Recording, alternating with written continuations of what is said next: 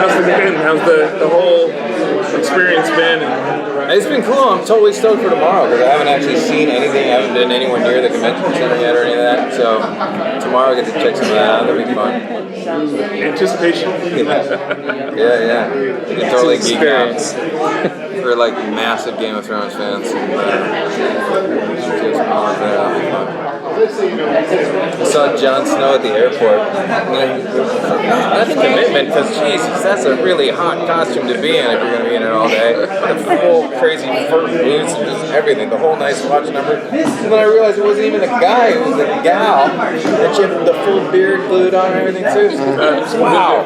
There's only 2 ways to go to Comic-Con. No clothes or like full on. Or just full on. Yeah, so good for her. And in terms of the show, what's been unique about it? What's been something you didn't anticipate? What's different about the show? Well, I mean, just the pleasure of working with Neil and Pete was such a thing. I mean, that was the biggest lure. Obviously, when they call you up and they say, "Yeah, we got these vampire shows, post-apocalyptic. It's kind of like The Walking Dead, and it's set up a little bit." But Neil LaBute's going to be creating all of these characters that are populating this world. His like weird, and twisted, and fabulous take on humanity and all of that is going to be what builds these people we follow through that world. I'm like, oh, well, then this is going to be awesome. He's amazing. No matter what, it's going to be interesting, right? So that, I mean, I wasn't really surprised by that, but it was one of the great joys of the whole experience because he just kept it interesting all the time. And so did the rest of the writing staff, obviously. But yeah, that was really cool. And the thing that's different about the show, The Walking Dead, is because there are so many similarities in this setup and the fact that we've got humans in this kind of a predicament is the fact that there's also this whole other element in the world of what is happening with the vampires because there's different strains of them, there's different physical breeds of them, different factions, they've got different goals. Some of them are totally fixated on, just like consolidating their power in a certain area, making sure they can like set up the facilities where they can contain the humans because they're just using them as food, right? But they need them. They can't just kill them because then they're stuck feeding on animals. And in our mythology, the blood that you're drinking, you kind of are what you eat. So there's these ferals. There's a whole group of vampires or ferals that are just like. They're more in the zone of the zombies, except they're really fast and scary. Because they've only ever had the opportunity to feed, or in their initial moments of having been turned into a vampire, they're only able to feed on animals, and so they lost their humanity completely and just became a completely feral thing. They don't speak or anything, just like psycho-drooling monsters. And you have a favorite type or subtype? They don't want to deal with. Yeah, these weird ones that come up with these bottom feeder things that live way down in the gutters. They're kind of like toxic and really animalistic. And they were the one thing that really got a hold of Kelly one time. They're a little bit like her kryptonite because she's immune to all the other bites, but this one messed her up for a whole bunch of episodes. And then they realized there was something they hadn't gotten all of it out. But it's kind of a cool one. And then they've just got their ancient ones. The ancient ones are the coolest, really. They're the ancients. they have a jump on it. Yeah. In the show, is there, like, are we going to be able to see characters, like, start off human, go vampire, and then come back to human again? Or is that something you can tell? Yeah, that definitely happens. And that's one of the really fun things about it because, I mean, there's, one character in particular. There's a guy who we discover once he regains his humanity. He's the initial one that we learn this through. But there's a point at which we do like a sort of flashback episode and we see who he was before he was a vampire and what happened to him when he initially was turned into a vampire. And it's like he ripped his own child out of his wife's arms and killed it.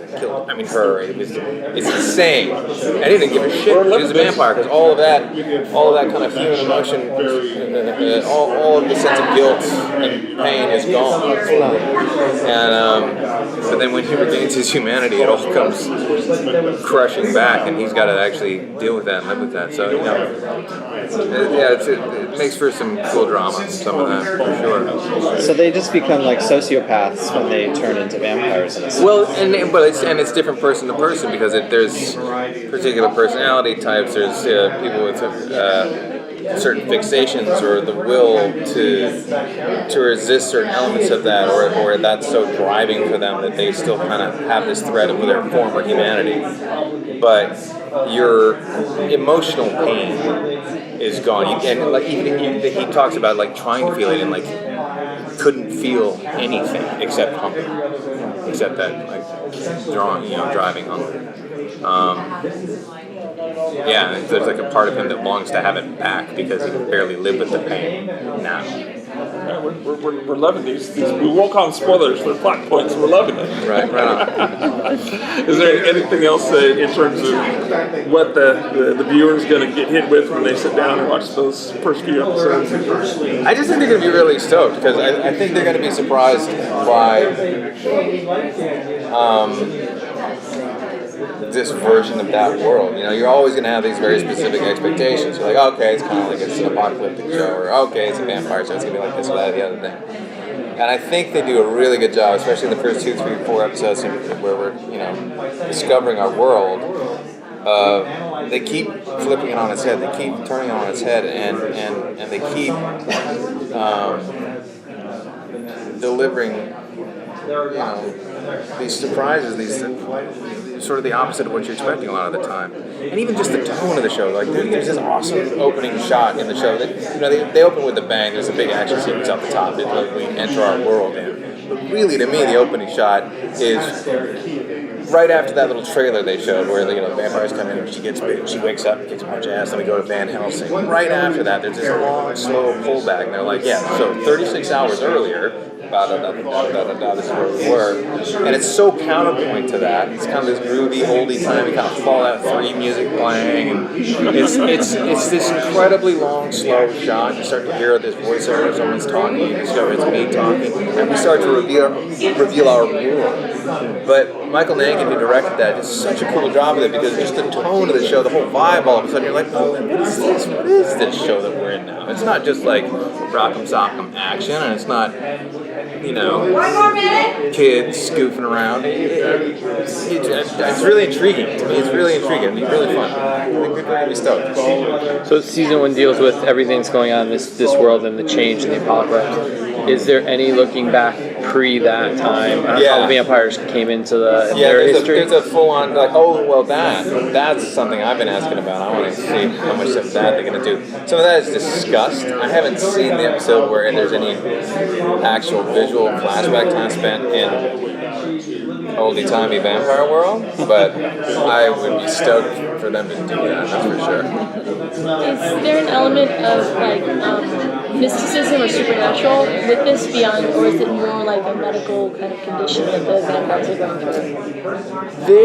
They're sort of leaning more on that sort of science end of what vampirism might be if they're treating it as if it were like a virus, that kind of a thing. The vampires are also trying to experiment with it. They're trying to, alter their situation. They're still very vulnerable to the sun, and what has blotted it out for all of these years has been diminishing. And that's cause for concern for them. Is it the ozone layer? I think there's a massive explosion, like a super volcano goes off. The super volcano actually is like way outside of Yosemite, that confine goes that off. One? Blocks out the sun for like half the western hemisphere. That's cool. Right? That's what gave them free reign all of a sudden. They come out of hiding and just take over. We appreciate you giving us so much stuff to